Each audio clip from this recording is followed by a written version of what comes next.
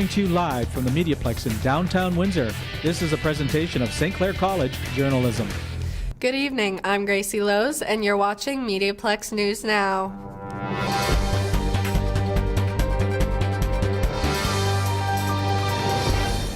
Constable Lauren Briscoe is here with her weekly Crime Stoppers update. On Thursday, February 3rd, patrol officers responded to a robbery with a firearm that occurred in the 600 block of Division Road. A Porsche Taycan that was stolen at the time has since been located in another jurisdiction. The two male suspects remain outstanding, along with a black four-door Infiniti G37 sedan that was determined to be involved. The first suspect is described as male wearing all black clothing, a black hat, a black mask, and was holding a firearm. The second suspect is described as a male wearing dark clothing. A photograph of the outstanding Infiniti G37 sedan can be found on our website, catchcrooks.com. Investigators are continuing to investigate this incident and are seeking any information that may assist. Do not approach the suspects or vehicle if seen. Call 911 immediately or Crime Stoppers anonymously at 519-258-TIPS. I am Police Coordinator Lauren Briscoe. Let's head back outside where Zach Ballog is braving the elements. Zach, how is it out there? It's nice and warm in here, just saying. Oh, Gracie, aren't you the lucky one? So it is a little chilly with -5 out here at the corner of University and Victoria, but I am tracking a storm that's going to be coming through for midweek. Are we talking rain? Are we talking snow? We'll talk about it coming up in your 3-day forecast. Gracie? Jasper Chaw gives us updates on local COVID-19 business restrictions that are being lifted. With COVID-19 restrictions being lifted, many people in Windsor-Essex are hoping to get out more. Ever since the protesting that happened at Huron Church Road, some businesses have been affected, but businesses are hoping to get more people coming through their doors soon. Bill Zanotta, the manager at the Laverne's Market, has said that although the protests have not affected him as much, he says that the food shortages has caused him a big loss. Like every time I order, on a Tuesday I get my main delivery, and on the invoice there's always like gaps where there's vendor shortages or they just can't get these things. Although many people are planning to go out soon, many health officials are encouraging people to be careful when they are going out into the public. For MediaPlex News, I'm Jasper Chaw. More and more libraries are becoming cyberries, and despite computerization, Isabella Spadafora found out that they're still relevant in the community. Here's her story.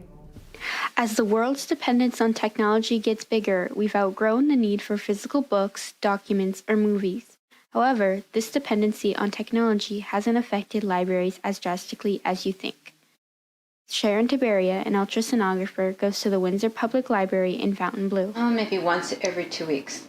It's close, I can walk there, walking distance, so it gives me a nice walk. And there's a walking trail right in front of it, so kill two birds with one stone. Since going, Tiberia has formed a connection with the staff. Yeah, they get to know me quite well because I'm a freaking flyer, apparently.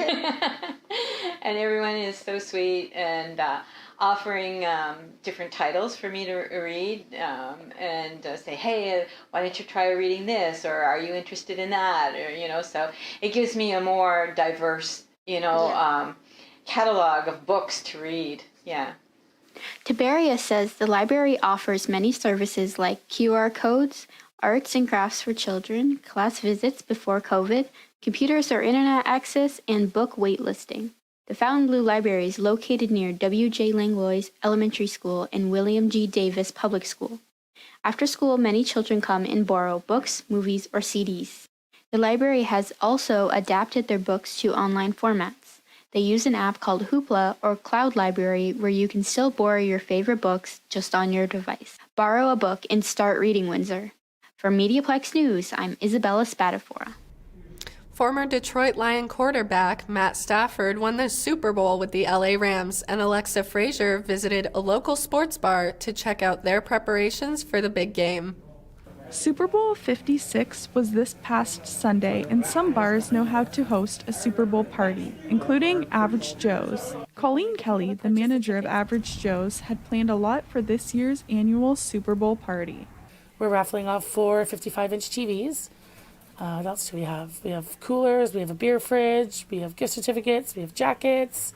Kelly said that for the past 10 years, Average Joe's has been hosting a Super Bowl party during a pandemic. Well, since most restaurants are still under restrictions of masking as well as 50% capacity, we're going to hope for the best. We're fortunate because our capacity is quite large that we can hold 150 people at 50%.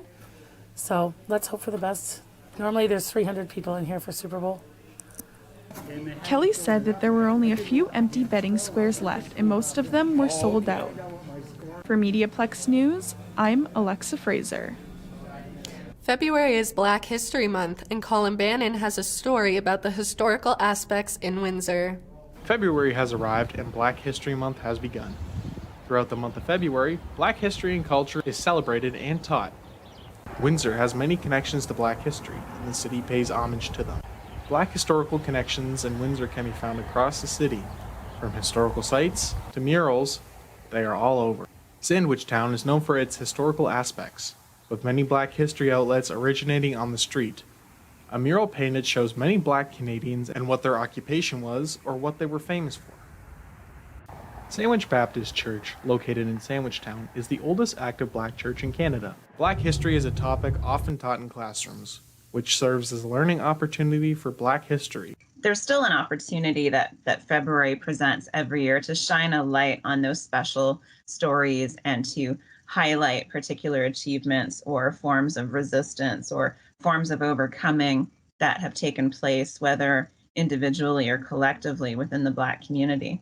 Black history and culture will continue to be a growing part of the community, with many Black families in Windsor finding the city to call home and grow with. As for Canadians, February shouldn't be the only time Black history and culture is celebrated, as new events and culture is discovered very often. For MediaPlex News, I'm Colin Bannon. Caleb Coulter has a story about a new bakery opening in Windsor that has a special way of donating to charity. Hundreds of loaves of bread were baked by a new bakery before they even opened, but not one of these went to waste. Cobb's Bread is a new business opening on Division Road near Devonshire Mall. The owners, Sandra and David Jansen, said there was something special about this franchise which made them change their careers, location, and lives to develop. For me, it was important to incorporate, sort of my former career, which was also fundraising, with my current. And so when we were looking at opportunities, Cobb's Bread really stood out because they are always wanting to be a part of their community and supporting their community. And the best way that we can do that is by donating our bread at the end of the night. Cobb's Bread has donated over $5,000 of product to the Windsor Unemployed Help Center for each day that they have been training their bakers. Bags of bread, scones, and other baked products were also given out to local businesses and people in the parking lot in order to ensure none of this product went to waste. They're firing up the ovens at 6 in the morning, so come on in nice and early and try their freshly baked bread. For MediaPlex News, I'm Caleb Coulter. It seems hard to believe, but midterm tests and exams are fast approaching, so here are some tips on how to prepare. Although it may feel like a new semester just started, for many St. Clair College students, midterms are coming up soon.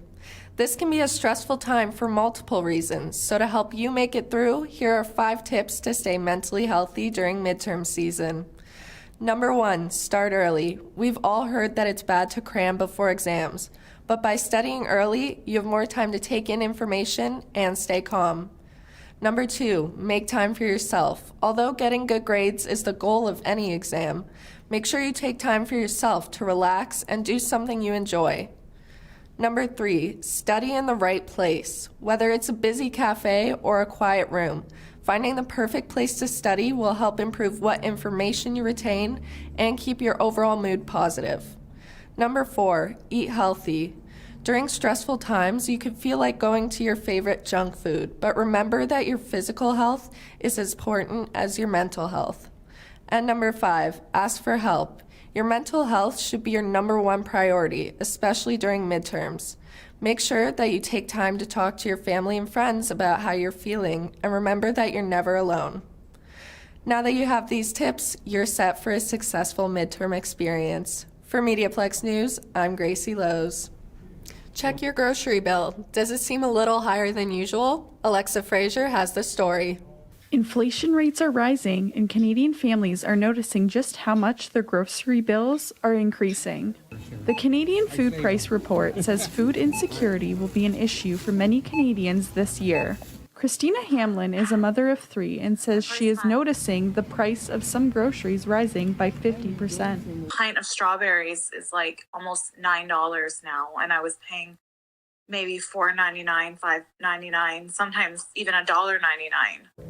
Hamlin says she price matches using a mobile app.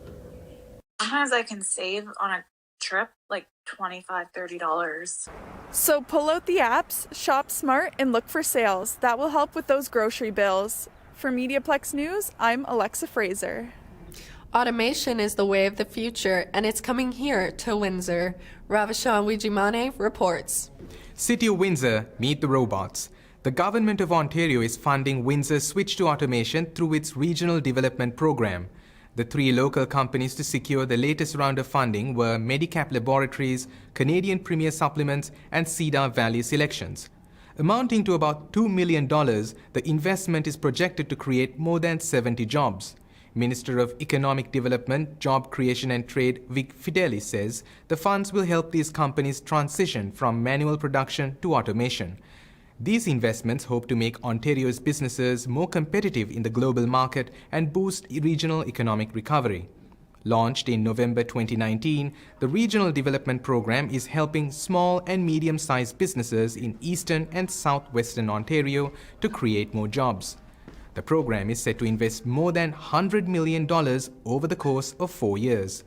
In November last year, the province also invested more than $250,000 in Windsor's cnc.tech.com to improve the company's robot systems.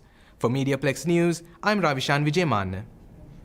Let's head back outside where Zach is standing by with the 3-day forecast. Is it good news, Zach? Well, it depends who you ask at this point. But did you know that tornadoes can actually be faster than Formula One racing cars? The more you know. All right, let's take a look at that 3-day forecast. Wednesday, there will be a mix of sun and cloud with a high of 5. Thursday, periods of rain and snow with a high of 3. Friday, back to some sunshine with a high of -7. And also looking ahead to Family Day, Monday, we return to the positive temperatures with a high of 7. That's it for me from the corner of University and Victoria. Back to you, Gracie. Mark Jones is a man who's making a difference for those who would enjoy accessible playgrounds. Sarita Varanase reports. Braden, where do you want to go first? Like that. On that one, okay. Mark Jones is on his way to meet a boy he calls his hero. Wait. I've always had an infatuation for playgrounds since I was a kid. This is Braden St. Louis. Due to his autism, Down syndrome, and hip dysplasia, this is one of the few playgrounds he can enjoy. Jones builds accessible playgrounds across Windsor, Essex. Accessible means the playground is safe and functional for children with disabilities. I would say well over 100, and in the last 3 years, probably about 15 fully accessible ones. For Jones, safety is a priority, but fun is the objective. That's what I like to hear. A child who's using a wheelchair should look at the playground and say, I want to go play there. And a child who is a hockey player and a stud athlete, what have you, would look at that and say, I want to go play there. Big or small, Jones says the design process is simple. I don't ever have a problem. I'll go to the site and I'll just visualize it with the surroundings and what have you. I don't know how to explain it. It's just something that I have, and I'm lucky to have it, and I always like to think outside the box. Jones is a builder and always has been, but there's a reason why playgrounds hold a special place in his life. I have never told anybody this because there is the stigma out there. I myself have an attention deficit issue, and I always have. For Jones, long conversations and tedious classes can be a challenge. I just could not take things in, and back then nobody really knew anything about these different challenges, so I just felt maybe I was a little slower than everybody else. As a child, playtime was when Jones felt most happy. Whenever I was outside doing sports, but more importantly, playing on playgrounds where it's unstructured, I was in heaven. Twyla St. Louis is Braden's mother and says her son's progress on the playground surprised her. We've been told that, he wasn't going to walk again, and you can see all the things that he's actually doing, and it actually challenges him more to do more things because there's so much to explore.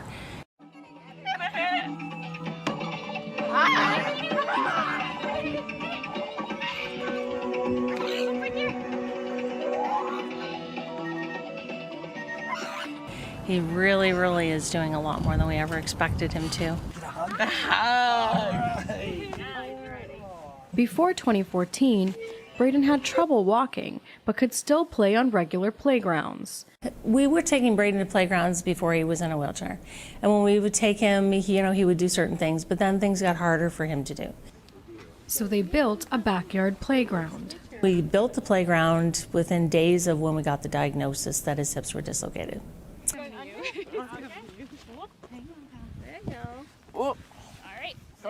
He's got the memory of being in a playground and being able to do these things, and the frustration of he wants to do it, he's trying to do it, he's hurting himself doing it. To watch him not be able to go up the rock climbing wall was personally a very heartbreaking moment, and to have him go help, and we'd physically have to help him and lift his legs so that he could actually go up the wall. Yeah. After struggling to play for years, Braden discovered Play McGivney. You want to go that one? To the boat? To the boat? This time, his shouts were not of pain, but of excitement. Oh! Oh! Ready? There's no better feeling than that. Money is not an issue to me. I don't care about money. I drive an old truck. I don't care. It's the smiles on these kids' face. That's everything. Mark Jones has an amazing heart. Like, he's kind, he's wonderful, he's visionary. It engenders kids' imagination. Imagination is amazing. That is what all of the inventions have been built on, is kids being able to imagine, growing up into adults who can imagine. Jones waved goodbye to the St. Louis family on that day at the park and got into his truck. He enjoyed that playground immensely, which makes my job so much fun. I don't have the words for it. I was just so happy today. It was incredible. Whatever the future of his playground business, he says he will not give up on his goal to make every playground in Windsor, Essex accessible. Sarita Varanasi, MediaPlex News. Youth philanthropy is alive and well. Lori Harrison tells the story of two who are making a difference in our community. Imagine kids on the streets. Imagine it. It's heartbreaking. It really is. But they're not causing trouble. Far from it. My name is Maya Michael, and I've fundraised for 6 years now. At an age when most kids look to adults for help and guidance, some kids in Essex County are walking into local organizations with bags and bags of socks, cases of food, care packages for winter, and thousands of dollars to help the most vulnerable in our community. It makes me so happy to know that I've benefited someone in their life. At 7 years old, Maya never really knew what poor could look like until her young eyes caught the sight of a desperate man looking for food. I saw a man looking in the garbage and I was devastated. And when I saw the man, it was like a huge kaboom in my head, these people actually exist. Broken-hearted, Maya asked her father to buy him a hamburger, so he did. That still didn't satisfy her. She wanted to do more. As she looked down at her apple slices in her Happy Meal, she knew she could. Then I said, well, I have apples at home. I can always eat apples, but how about this poor man? He doesn't get these kind of healthy fruits. So Maya gave him the apples, and decided that she was going to do something to make a difference. Started thinking about it and I said, why don't we do a lemonade stand to help these people? She came up with a plan, gathered some friends, and got corporate sponsors to support her.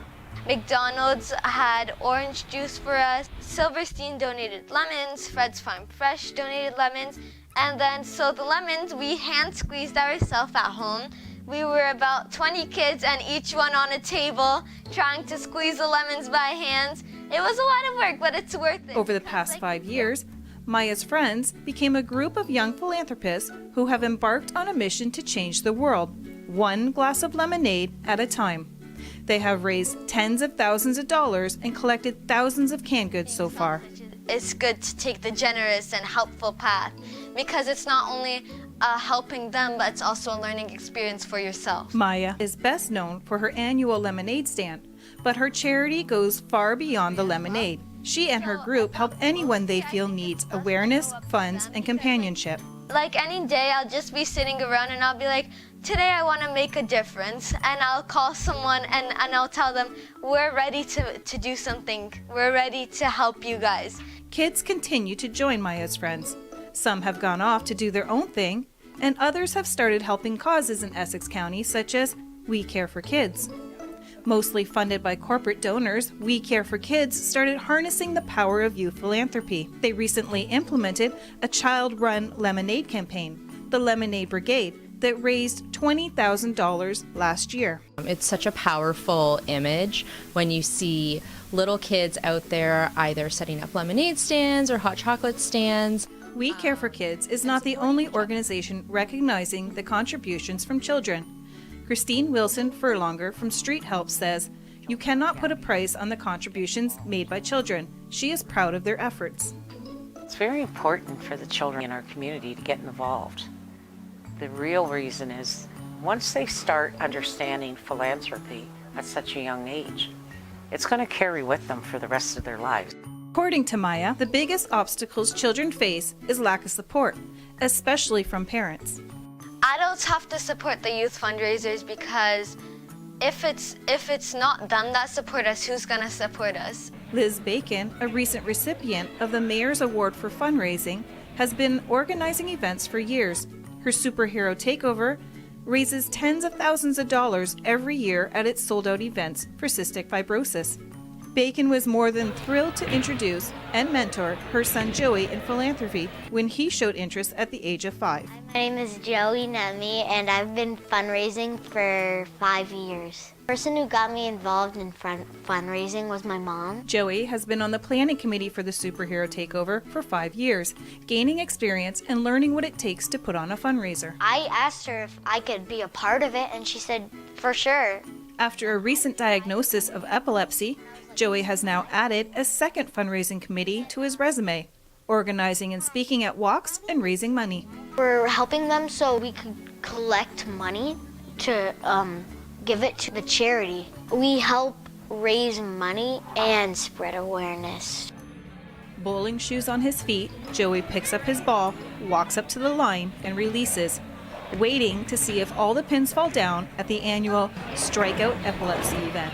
Among the bowlers are familiar faces from Joey's previous events. They gather to find support in each other. Many of these bowlers know Joey and have heard him tell his story in public before. I did a speech. There's like a ton of people at the Epilepsy Rock. Like a lot of families were walking and running for their son or daughter or mother who have epilepsy. Joey is proud to hand over those checks. You're just like, how much money did you get from that? Youth in Essex County are finding creative ways to support the causes they believe in. Charities are blown away at their efforts, and members of Parliament are recognizing these young philanthropists with awards. When people come into my office and they need help, I know that there are people out in the community, young people, who are doing this work to help them. I think the most important thing that I get out of this is learning that others are not always as fortunate as us, and we have to help them. I want every kid to realize that we can make a difference in the future because we are the future. So if everyone For MediaPlex News, I'm Lori Harrison. Public relations is a part of the family of programs offered here at the MediaPlex. Here's a look at some of the exciting things they do.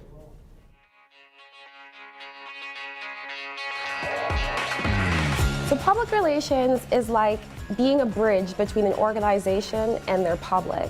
As this public relations expert, you are a liaison, so you have to connect the brand or the business or the company with their public in such a way that the public responds to them in a positive manner.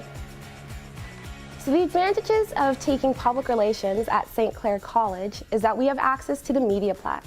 Now the MediaPlex offers us a converged education. It's one of 3 in the world and the only one in Canada. What that means is that we're taught in film, broadcast, radio, there's graphic design, we do event planning, we write all sorts of press releases, we work in tandem with the journalism club.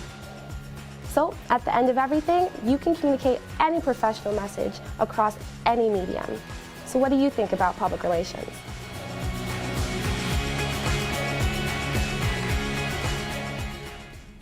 If you've ever traveled to Florida, then you may have traveled to the Sunshine Skyway Bridge. Here's Zach Balog with Did You Know? The Sunshine Skyway Bridge is a 6.7 kilometer bridge that spans Tampa Bay and the Gulf of Mexico. So what else makes this bridge a one-of-a-kind? Well, I'll tell you in this edition of Did You Know?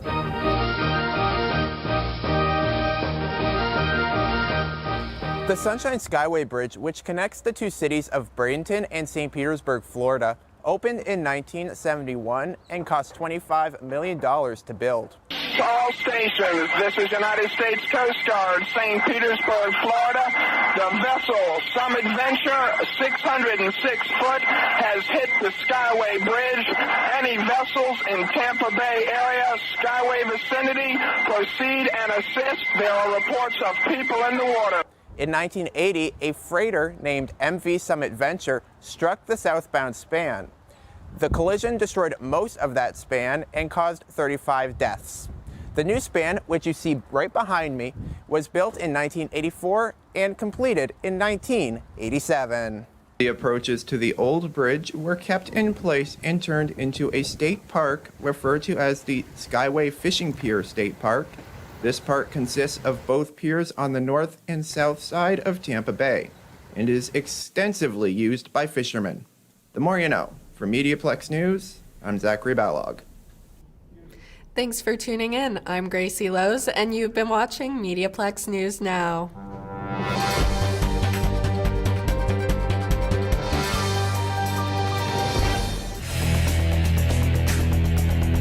MediaPlex News Now is a production of the St. Clair College Journalism Program.